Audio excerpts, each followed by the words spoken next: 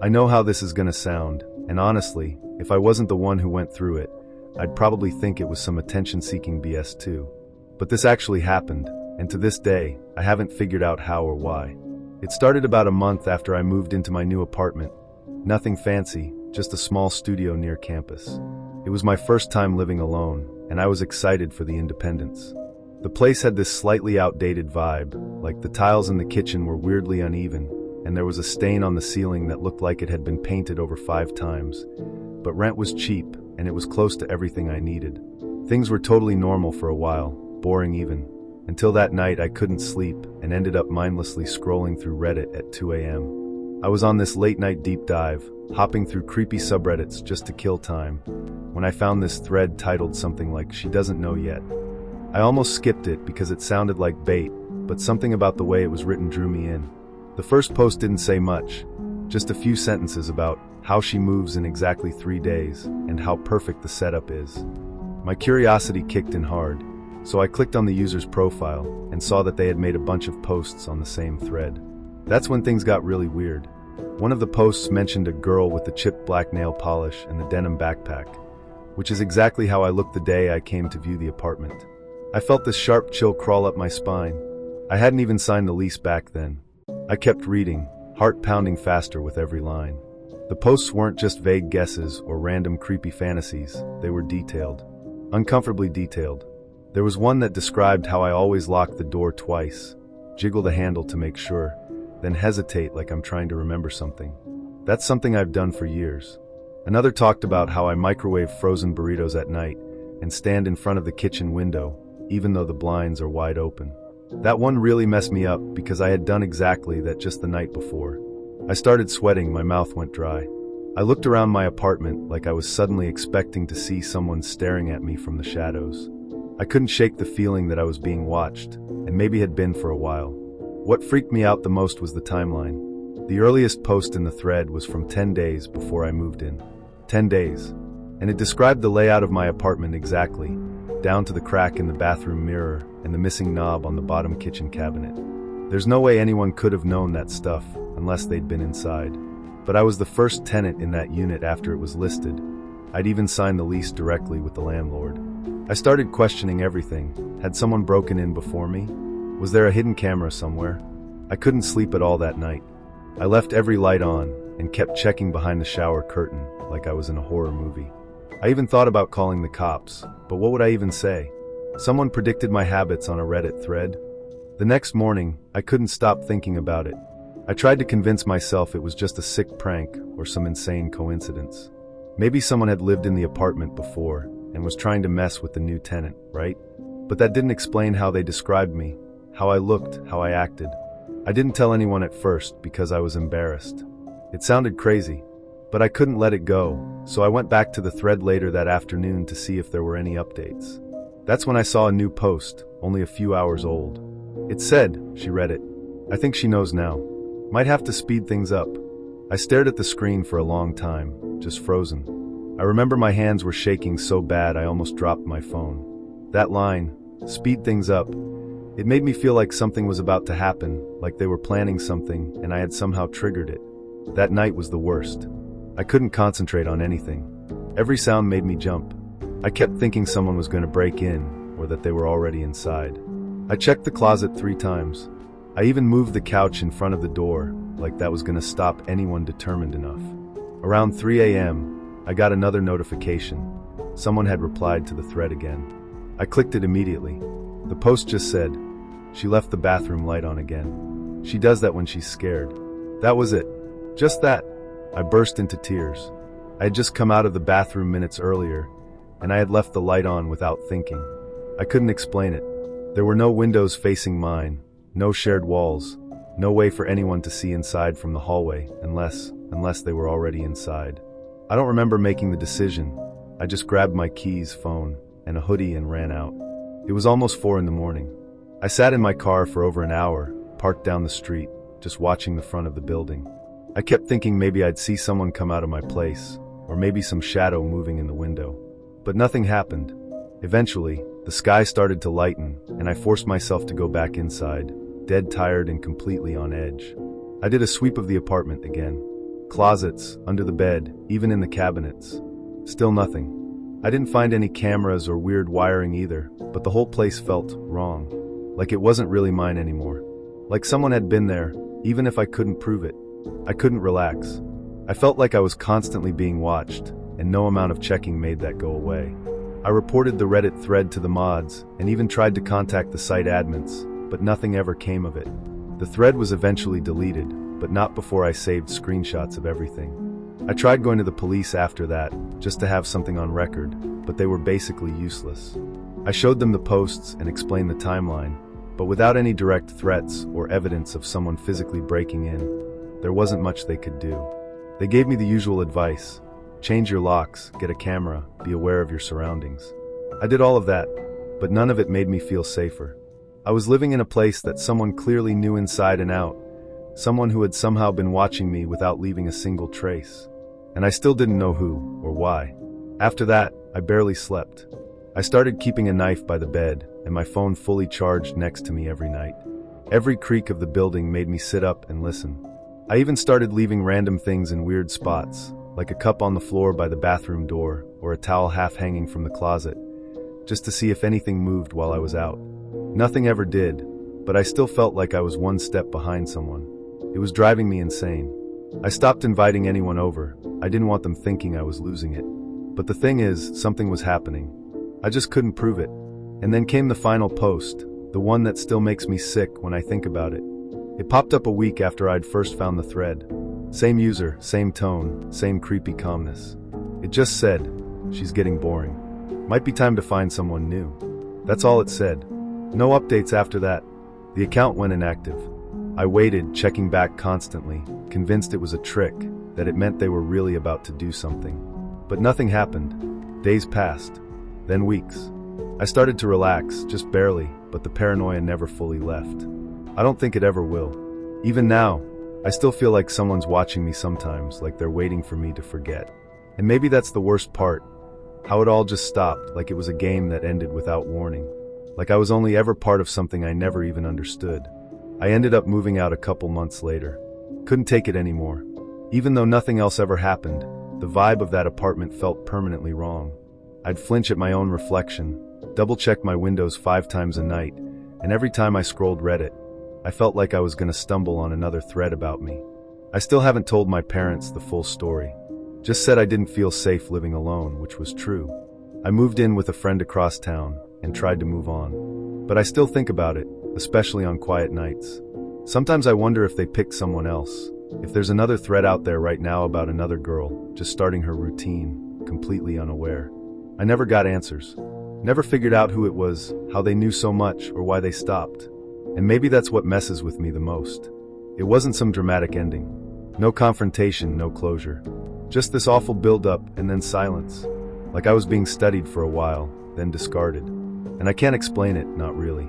People ask me sometimes if I believe in being watched through smart devices or stalked online. And I just say, you have no idea. Because the truth is, I didn't do anything to deserve it. I didn't post about my life. I didn't share anything personal. I was just picked. And to this day, I don't know why. I don't really know where else to talk about this, so I'm throwing it here because I can't stop thinking about it. This happened about 2 weeks ago, and ever since, I feel like I'm stuck in this loop, trying to make sense of something that just doesn't. It was a normal Saturday. I had borrowed my girlfriend's car to run a few errands because mine was in the shop, and she was cool with it. We've been living together for about a year. Nothing major ever happened to make me question her.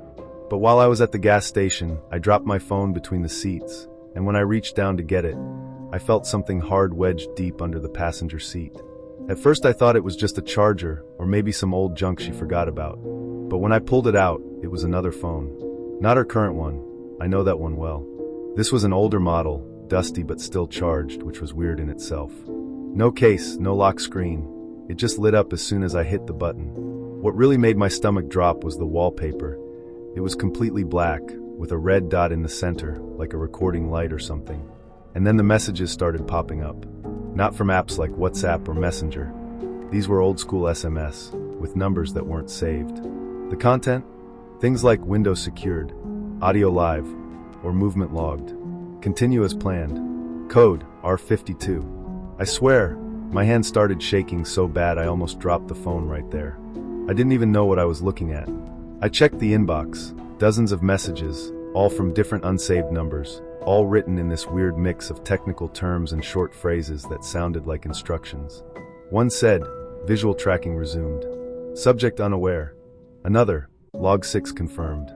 Repositioning at 0400. It felt like I had stepped into a spy movie, but there was nothing dramatic about the way it hit me. It was just this cold, gnawing dread. I kept thinking, why the hell is this in her car? Is she being watched? Or is she the one watching? My gut was flipping, but I told myself maybe it wasn't even hers. Maybe it belonged to someone else who had been in the car. But even that didn't make it better. Either way, something was seriously off. I sat there in the driver's seat for what felt like forever, just holding the phone, not even breathing right. I didn't want to go through the photos or the files, but curiosity got the better of me. There were no photos. Zero. Not even a profile pic. But there was one audio file saved in the voice recorder. I put the phone on speaker and hit play. It was just silence. For the first 10 seconds, nothing. Then the faintest sound, like someone breathing, slow and steady. Then a voice, almost a whisper, low and male. "Keep talking. She doesn't know yet." That's all it said. I paused it halfway through and tossed the phone onto the passenger seat like it was burning me. I drove straight home, didn't even finish my errands. The whole time, I kept glancing at the phone on the seat like it might light up again or say something else. My girlfriend was on the couch when I walked in, casual as ever, watching some baking show. I tried to act normal, but I couldn't keep my hands from shaking. I told her I found something weird in the car, and her expression didn't change much, just a vague, curious look. When I showed her the phone, her face went blank for a second. Not shocked, not scared, just blank. Then she said, "Oh, that? I think that belonged to my old boss. He left it there ages ago." It was too quick, too rehearsed. And that cold, uneasy feeling I'd had, it exploded into full-on alarm. I asked her why it was still charged if it had been there ages ago. She paused, like she hadn't expected the question. Then she mumbled something about forgetting it was there, that maybe it had turned on because of a power bank under the seat. I called bullshit right there. She got defensive, told me I was making a big deal out of nothing. And then, get this, she asked if I had opened any files. Not what files, not what's on it, just any. That's when I knew for sure she was lying. I didn't even care about pretending anymore. I said, "I heard the voice." She stared at me, and I swear to God, I saw something shift in her face. Like a wall going up. She didn't ask what voice. She just stood up, went to the bedroom, and locked the door behind her. I didn't sleep that night. I sat on the couch with the phone in my lap, just staring at it, waiting for something else to come through. A part of me wanted to turn it off and toss it in a drawer, or out the damn window, but I couldn't. I needed to know more. Around 3 a.m., another message came in. Just one line. Interference detected. Clean phase recommended. No number, just the message. I didn't even know what the hell that meant, but it sounded like a warning. I walked down the hallway toward the bedroom, and I swear I could hear whispering from inside, but not like she was on the phone. It was lower, like a one-sided conversation, or a recording. I knocked on the door. No answer. Knocked harder. Still nothing. Finally, I unlocked it with a pin from the outside. We have those stupid push-button knobs, easy to open. The room was dark, and she wasn't in bed. But the closet door was slightly open, and when I pulled it back, she was just sitting there, on the floor, in the dark, staring at her own phone, earbuds in. When she saw me, she didn't even flinch. Just pulled one earbud out and said, "You shouldn't have listened to it."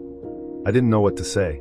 I asked her what the hell was going on, but she just repeated it, like she hadn't heard me. "You shouldn't have listened to it." And then she smiled, not a creepy grin or anything, just this weird, tired smile. Like someone who'd already given up. I backed out of the room. I didn't even realize I was holding my breath until I hit the hallway wall and exhaled like I'd been underwater. Everything felt wrong. Like the air in the apartment had shifted, thicker, heavier. I didn't go back in.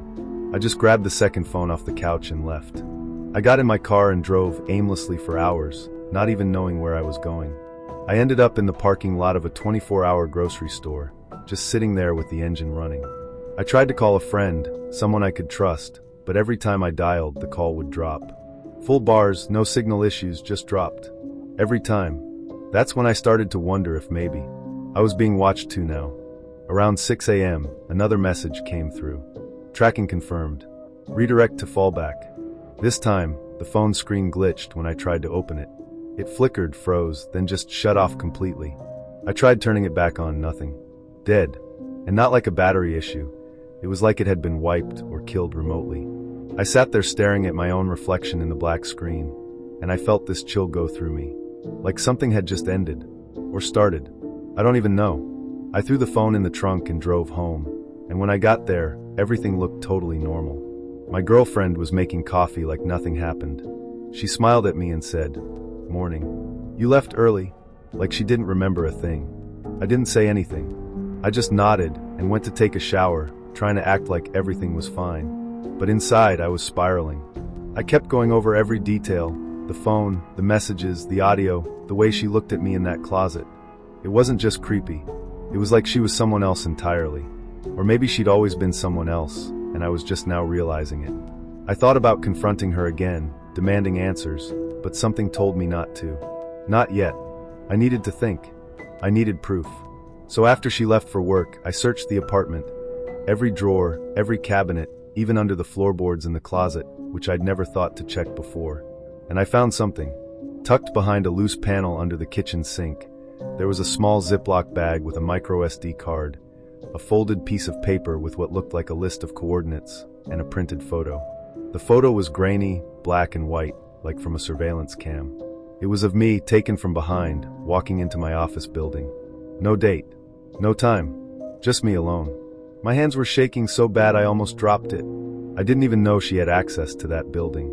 I don't know who took that photo, or why.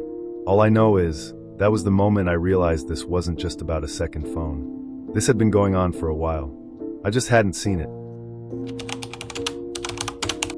I never really knew my uncle that well. He was the kind of relative you'd hear about occasionally in family conversations, but barely remembered from holidays. So when he passed and left me his storage unit in the will, I honestly thought it was a mistake. But the lawyer insisted it was mine and mine alone.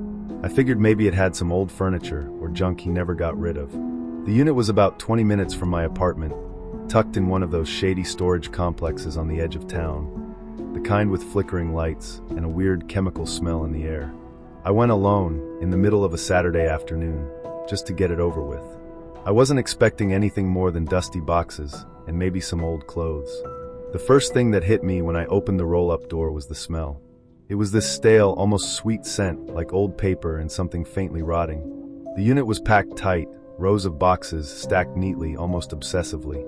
Most were labeled with dates spanning decades. 1983, 1992, 2007, all the way to 2021.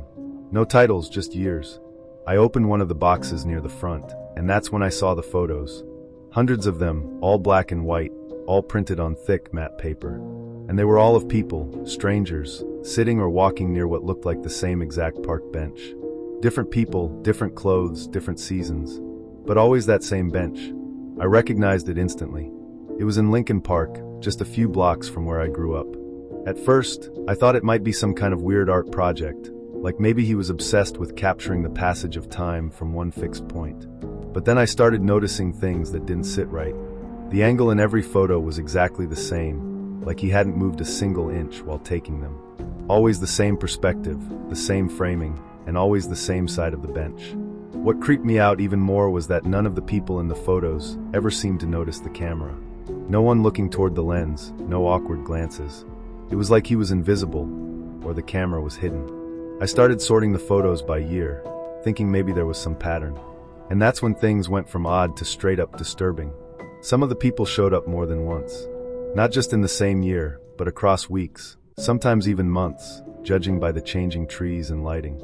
There was this older woman in a red coat who showed up in 5 different photos, always around the same time of day, sitting the exact same way, staring in the same direction. Then there was a man in a suit who appeared in several shots from 1994 through 1996, always walking the same path near the bench, same expression, same pace. It didn't feel like coincidence.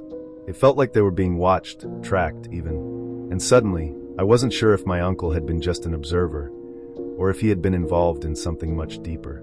The more I looked, the more paranoid I started to feel. I found a box from 2019, and near the top, I recognized a face. It took me a second to place it, but when it clicked, my stomach dropped. It was my mom. She was just sitting on the bench, reading a book. I even remembered the scarf she was wearing. It was one I gave her for Christmas that year. That wasn't even the worst part. 2 photos later, there was one of me. From behind, but definitely me. Same jacket, same hair, sitting next to my mom. I had never noticed anyone taking our picture that day. I would have remembered something like that. I felt sick. Why the hell was my uncle photographing us? And from that same damn bench, I started digging faster through the boxes, hands shaking, hoping it was just those 2 photos, just some creepy coincidence. But I kept finding more. Friends, neighbors, co-workers. People I recognized from my life. None of them knew each other, none of them connected. Just scattered across the years, all in that park, all near that bench. Some looked confused in the photos, others seemed completely unaware. There was even one picture of my ex-boyfriend, taken months after we broke up. I hadn't spoken to him in forever. Why would my uncle still be following him? Whatever this was, it clearly went beyond some innocent hobby. I started to wonder if anyone else knew about this. But the more I thought about it, the more I realized, if he went through all this trouble to keep it hidden, maybe there was a reason no one had ever found out. That night, I couldn't sleep. Every time I closed my eyes, I saw that bench. I kept thinking about how many times I'd passed it over the years without ever noticing anything strange. But now, every memory I had of that park felt tainted, like I'd been part of something without knowing. The next morning, I went back to the unit. I needed answers. I brought a flashlight this time and started digging through the back. That's when I found the camera. It was old, like really old, looked military grade or something. It was packed inside a custom metal case, along with notebooks full of times, dates, and short descriptions. Female, mid-30s, sits at 4:10 p.m. daily, one note read. Another just said, returns every 3rd Sunday. No names, no addresses. Just cold, clinical observations. What scared me the most was a notebook marked 2023. That was last year. I flipped through it, and my hands started to sweat. The last few entries had my name. My full name. One entry was just from a few months ago. Subject arrived at 3:42 p.m. with coffee. Sat alone. Left at 4:08 p.m. That was me. I remembered that day. I had gone to clear my head after a rough morning. I sat on that bench for less than half an hour. I thought I was alone, but apparently I wasn't. My throat went dry. This wasn't just about the past anymore. It was recent, and whoever had been behind that camera, my uncle or someone else, had been watching me right up until he died. I couldn't keep it to myself anymore. I took some of the photos and one of the notebooks to the police. The officer at the front desk barely looked interested, until I showed him the picture of my mom. Then the one of me. He got real serious real fast. They took my statement, asked me a bunch of questions about my uncle, what I knew about him, his background, who he talked to. I didn't have much to give. He was a loner. No wife, no kids. He used to work as a security guard, but had been retired for years. They said they'd look into it, but I could tell they didn't know where to start. It wasn't exactly a crime to take photos in public. Creepy as hell, yeah, but not illegal. And without a clear threat, they couldn't really do anything. After that, I tried to move on. I stopped going to the storage unit. I locked it up and told myself I'd figure out what to do with it later. But the paranoia didn't go away. I started noticing people more, on the street, in the park, near my building. Every time someone looked at me for too long, I wondered if they knew something. If they were part of it. I even stopped sitting on that bench. I'd cross the park just to avoid it. Something about it felt wrong now, like it wasn't just a bench, but part of something much bigger that I didn't understand. I wanted to forget all of it, but I couldn't shake the feeling that whoever had been watching from that spot wasn't necessarily gone. A few weeks later, I got a letter in the mail. No return address. Inside was a single photograph. It was me again, walking out of my apartment building just a few days earlier, wearing the same jacket I had on when I got the mail that morning. Same angle, same distance. It looked exactly like the ones from the storage unit. I felt like my heart stopped. I hadn't seen anyone that day. No one standing nearby, no cars parked in front, nothing. I ran back inside and closed every blind in the place. I didn't call the police this time. I knew it wouldn't help. Whoever had taken that photo, they knew where I lived. They wanted me to know they were still watching. That maybe my uncle wasn't working alone. Or maybe someone had picked up where he left off. And then just like that, it stopped. No more letters. No more photos. Nothing. I went back to the storage unit a month later, and it was exactly as I left it. Dustier maybe, but untouched. I still don't know what my uncle was really doing. I don't know if he was part of something bigger, or just a man who lost his mind and dragged other people into his obsession. I've never told my mom. She wouldn't handle it well. Some days I manage to forget, but other days, I catch someone staring too long on the train, or see someone sitting alone in the park with their phone, held just a bit too steady. And I wonder if I'll get another photo. I wonder if the bench is still being watched. And worst of all, I wonder if, deep down, I've already become the next observer. I live alone in a small apartment building on the edge of the city. It's not the fanciest place, but it's quiet, and the neighbors mostly keep to themselves, which suits me just fine. Last Friday night, I was sitting on my couch, scrolling through my phone, when everything went pitch black. The power outages aren't that uncommon around here, so I didn't panic at first. I grabbed my flashlight from the drawer by the TV and switched it on, expecting the lights to come back within a few minutes. That's when I noticed how quiet everything had gotten, not just in my apartment, but in the entire building. No humming from the fridge, no faint sounds from the neighbor's TV. Just this thick, unsettling silence. I was debating whether to check the circuit breaker when I heard it, my name. Faint and drawn out, like someone was whispering from the other side of the hallway door. At first, I thought I'd imagined it. My heart started pounding, but I told myself it could have been one of my neighbors calling out to someone else. But then it came again, clearer this time. Mark, the way they said it sent shivers down my spine. It wasn't playful or even urgent, it was cold, almost like a warning. I froze, gripping the flashlight so tightly my knuckles turned white. It didn't make sense. Who would be out in the hallway during a blackout, calling my name? I forced myself to move, stepping closer to the door. My hand hovered over the peephole, but something in me hesitated. What if whoever was out there was looking right back at me? Instead, I stood there listening. The whisper came again, but this time it was lower, almost guttural, like it was being forced out of someone's throat. Mark, my stomach dropped. Whoever it was, they were right outside my door. I could hear faint shuffling, like feet brushing against the old carpet. I don't know how long I stood there frozen, but eventually, I snapped out of it and whispered, "Who's there?" My voice cracked. There was no response, just more shuffling, moving away from my door and down the hall. I decided to open the door, just a crack, enough to shine my flashlight out. The hallway was empty. The light reflected off the peeling wallpaper and the worn-out carpet, but there was no one there. I stepped out, my flashlight's beam cutting through the darkness, and that's when I saw them. Footprints.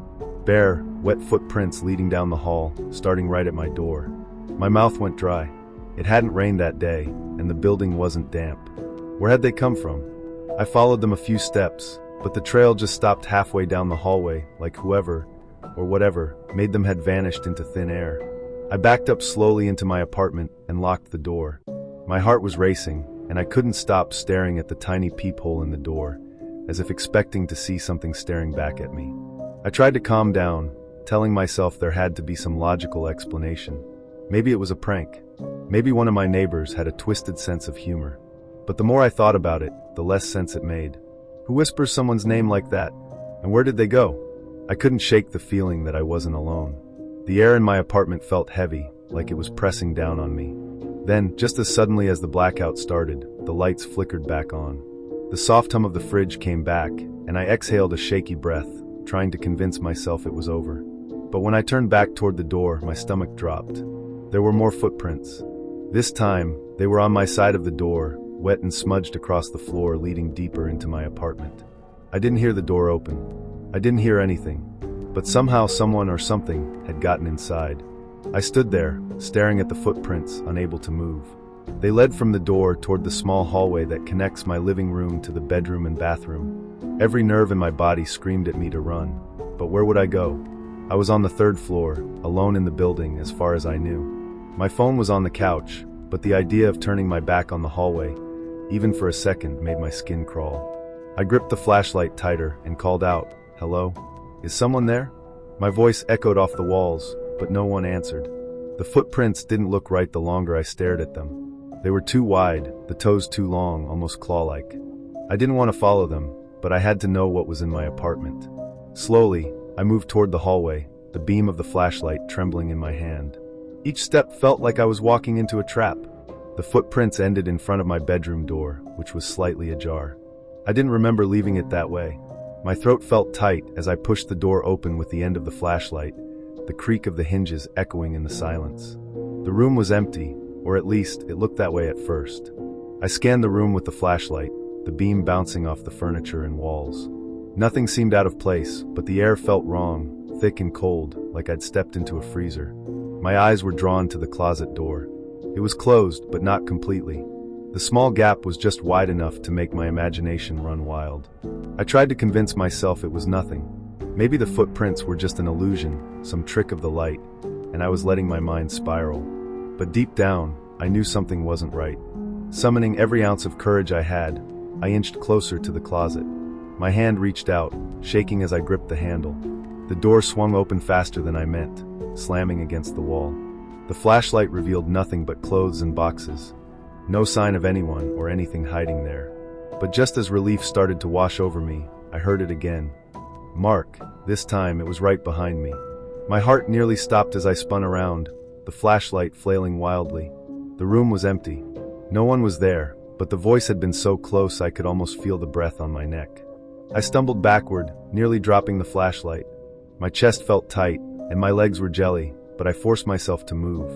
I bolted out of the bedroom and slammed the door shut behind me, leaning against it as I tried to catch my breath.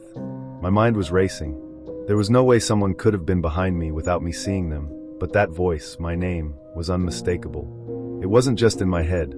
It couldn't be. I fumbled for my phone on the couch and dialed 911, my fingers trembling so badly I almost dropped it. As I waited for the call to connect, I glanced toward the hallway again. My breath caught in my throat. The footprints were back, but now they were heading toward me from the bedroom door. They glistened wetly under the dim light, almost like they were freshly made.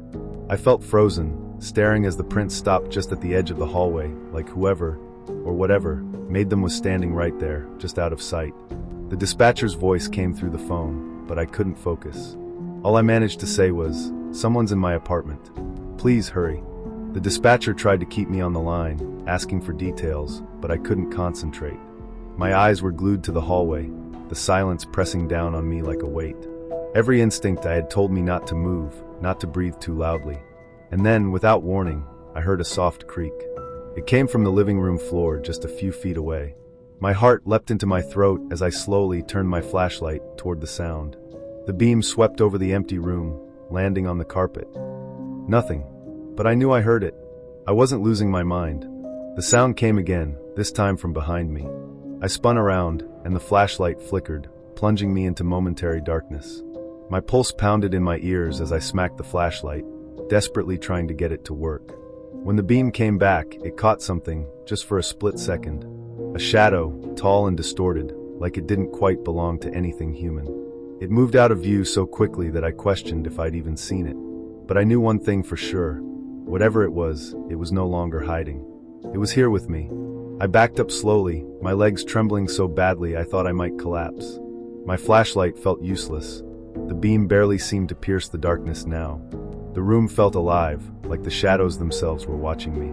Every sound felt amplified, the creak of the floor, my own ragged breathing, even the faint hum of the fridge in the kitchen. I pressed my back against the wall, scanning the room in every direction. My phone was still in my hand, and I could hear the dispatcher's voice faintly, asking if I was still there. "Please, send someone now," I whispered hoarsely, too afraid to raise my voice. Then I noticed something that made my stomach drop. The footprints, they weren't just on the floor anymore.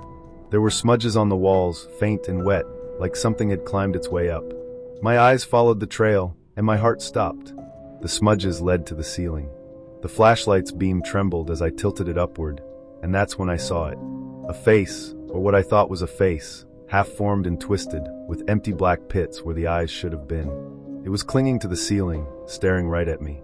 My scream caught in my throat as it opened its mouth and whispered my name again, louder this time. "Mark." I froze, unable to move, unable to even scream. My mind was blank except for one thought. This isn't real. This can't be real. But no amount of denial could erase the thing on the ceiling.